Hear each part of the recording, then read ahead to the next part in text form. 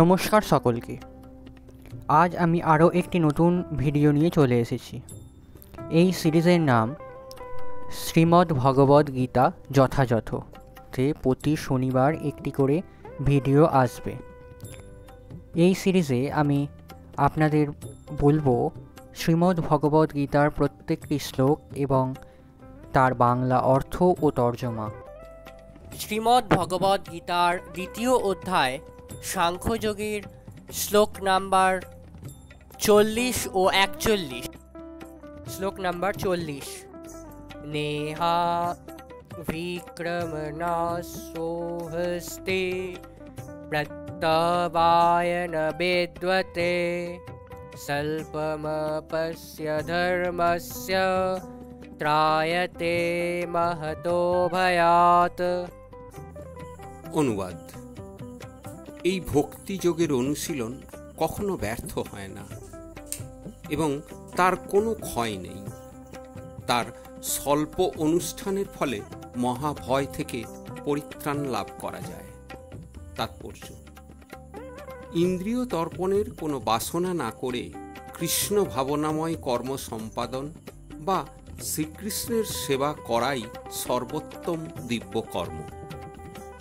যদি কেউ অল্প পরিমাণেও ভগবানের সেবা করতে শুরু করে তাতেও কোনো ক্ষতি নেই এবং সেই স্বল্প সেবা কোনো অবস্থাতেই বিফলে যায় না।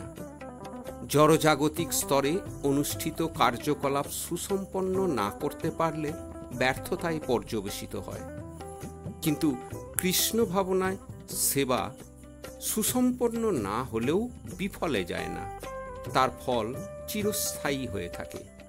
তাই এই ধরনের কর্ম একবার যে শুরু করেছে সে তার সেই কৃষ্ণ ভাবনাময় কর্ম সম্পূর্ণ করতে না পারলেও ক্ষতি নেই। কৃষ্ণ ভাবনায় 1% কার্যকলাপও স্থায়ী ফল প্রদান করে, ফলে পরবর্তীকালে 2% থেকে শুরু করা যায়। কিন্তু জাগতিক কার্যকলাপের ক্ষেত্রে 100% সফলতা ছাড়া কোনো লাভই নেই। অজামিল কৃষ্ণ ভাবনায় সামান্য কিছু কর্তব্য কর্ম সম্পাদন করেছিলেন, কিন্তু অন্তিমে ভগবানের কৃপায় তিনি 100% সুফল লাভ করেছিলেন।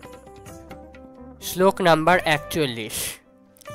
ব্যবসায়ত্তিকা বুদ্ধির একেহা কুরু নন্দন বহুশাখা হ্যন্যন্ত্যস্য বুদ্ধির্হয় ব্যবসায়নম। অনুবাদ: যারা এই পথ অবলম্বন করেছে তাদের নিশ্চয় আত্মিকা বুদ্ধি একনিষ্ঠ। হে কুরুনন্দন, অস্থির চিত্ত সকাম ব্যক্তিদের বুদ্ধি বহু শাখা বিশিষ্ট ও বহুমুখী। তাৎপর্য: কৃষ্ণ ভাবনার মাধ্যমেই কেবল জীবনের সর্বোচ্চ স্তরে উন্নীত হওয়া যায়। এই দৃঢ় বিশ্বাসকেই বলা হয় ব্যবসায়াত্মিকা বুদ্ধি। বিশ্বাস মানে কোনো সুমহান বিষয়ে অবিচল আস্থা।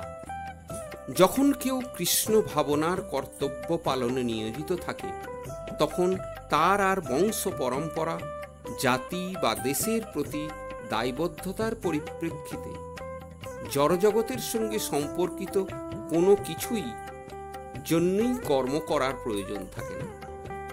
সকাম কর্ম হচ্ছে পূর্বকৃত ভালো বা মন্দ কর্মের ফল অনুসারে সম্পাদিত কার্যকলাপ। কৃষ্ণ ভাবনায় উন্মেষ হলে আর ভালো ফলের জন্য আলাদাভাবে কর্ম করার প্রয়াসের প্রয়োজন হয় না। কৃষ্ণ ভাবনায় স্থিত হলে সমস্ত কার্যকলাপই ভালো ও মন্দের মতো দ্বন্দ্বের প্রভাব থেকে মুক্ত হওয়ার ফলে পরম স্তরে সাধিত হয়। জড়জাগতিক ভাবনা থেকে অব্যাহতি লাভই কৃষ্ণ ভাবনার সর্বোচ্চ প্রাপ্তি। কৃষ্ণ ভাবনায় বিকাশ হতে থাকলে স্বাভাবিকভাবেই এই স্তরে উপনীত হওয়া যায়। আজ এই পর্যন্তই। ভিডিওটা কেমন লাগলো অবশ্যই কমেন্ট করে জানাবেন। ভিডিওটা ভালো লাগলে চ্যানেলটা সাবস্ক্রাইব করবেন, পাশে থাকা বেল আইকনটি প্রেস করে দেবেন, লাইক, কমেন্ট এবং শেয়ার করবেন। সম্পূর্ণ ভিডিওটি দেখার জন্য অসংখ্য ধন্যবাদ।